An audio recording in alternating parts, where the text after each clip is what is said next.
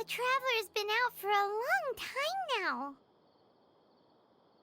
Yes, you can relax. Believe me, Master is extremely knowledgeable. If he says that she's going to be alright, then there's absolutely nothing to worry about. Oh, are you awake now? Oh, thank goodness! Traveler, you're finally awake! Well, we're at... Good question. Where are we? Paimon was in such a panic when you passed out that she even forgot to ask what place this is. This is Gandharvaville. It was originally built by scholars from SUMERU as a place to rest in the rainforest. Now it's mainly used by the forest rangers as a base of operations. My name is COLLEI. I'm a trainee forest ranger. My master and I found you passed out during our patrol, so we brought you here.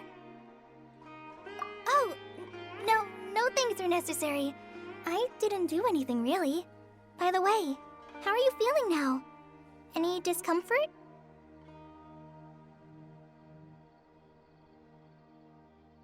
Oh, that's Master's herbal medicine you're tasting.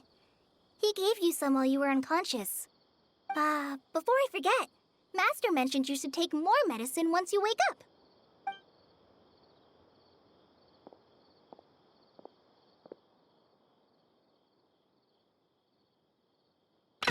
Whoops! COLLEI, what's the matter? Were you trying to retrieve the medicine? As I've already told you, you must be careful with these. All right, I'll get it for you once I'm finished here. Sorry, Master. Now, the guide to Avidya Forest's edible fungi is clearly posted on our bulletin board. But if Farbode forgets which mushrooms to avoid one more time, I'll have no choice but to leave the guide somewhere a little more visible. Like right smack on his forehead so others can remind him to be careful.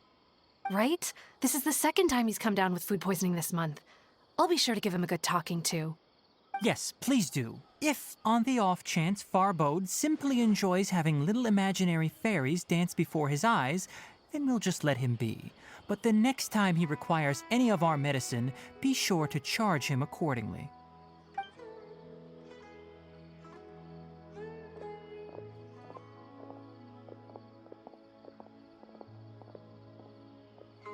So, how are you doing? Feeling better?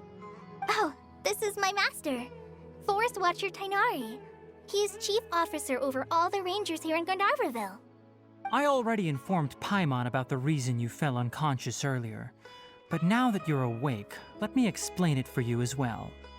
It is common practice for Sumeru scholars of certain darshans to dedicate themselves to training and meditation in isolated areas, particularly the nearby forests.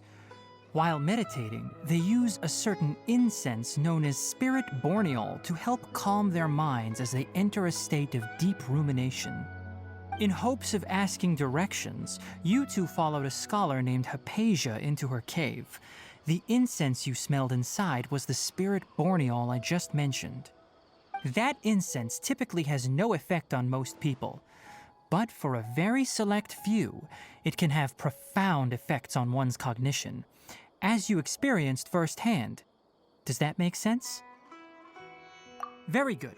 Now, answer me this. Did you feel anything after passing out? Say, any out-of-body experiences? Or did you see anything while unconscious?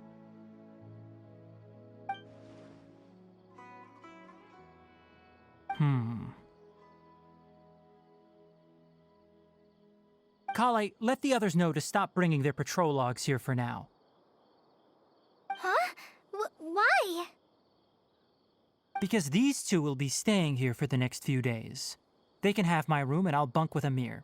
Now get a move on and be sure to do as I've said. Yes, Master Tighnari. Wait, hold on a second. Can you tell us what's going on? Sure, let me fill you in. I originally planned to send you on your way once you finished your medicine. However, it appears now that you should stay a while longer in Gandharvaville for further observation while you recuperate. Further observation?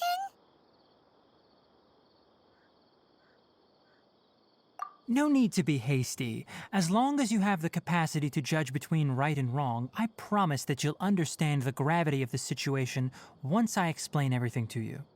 Based on what you saw after smelling the incense and losing consciousness, we can conclude that you experienced a powerful hallucination, which suggests your mental state is not in the best of shape. If you're skeptical, have a whiff of this. Whoa, are you okay? You're experiencing a similar sensation as when you passed out, aren't you? So even though your condition is stable as of now, if I were to haphazardly let you leave, it's highly likely that you'd suddenly pass out again somewhere else. The rainforest is home to many fierce animals and hazardous areas.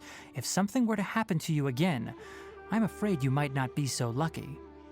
For now, I suggest you continue taking your medicine each day and avoid wandering off on your own. At least until you stop having adverse reactions to this kind of smell, okay? Good. Now continue resting while I fire up another bowl of medicine for you. Seriously?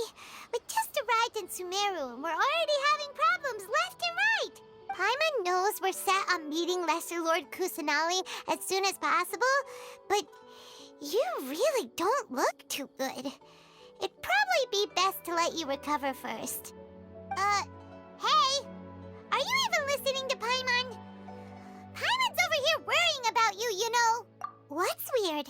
You mean how you're feeling now? You mean the vision of tree roots and red skies you saw? But if those weren't hallucinations, what could they be?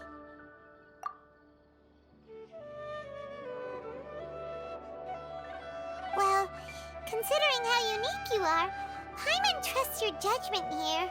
But why didn't you say anything about it to Tighnari? If he misjudged your condition, then there's a chance you could get worse, right? Huh? You mean that Tighnari already knows that what you saw weren't hallucinations? But if that's the case, why would he try to hide that from us? Oh, Paimon gets it now. That explains why you were so quiet earlier. Well, that settles it then.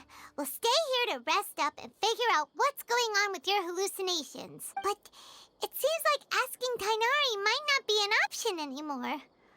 What do you think we should do? Good idea. COLLEI's pretty friendly. We can ask her tomorrow about what she knows regarding the Dendro Archon and customs in Sumeru.